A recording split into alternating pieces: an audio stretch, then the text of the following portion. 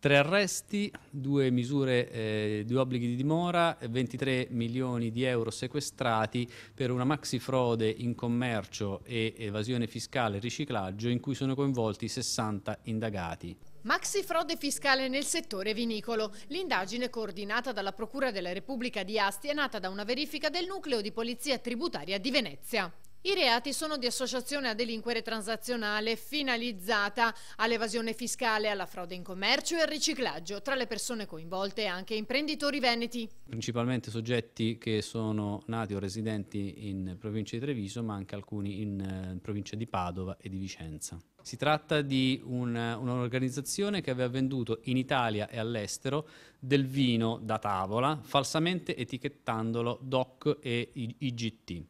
Il prodotto veniva venduto a nero ad imprese italiane e all'estero in evasione d'accisa.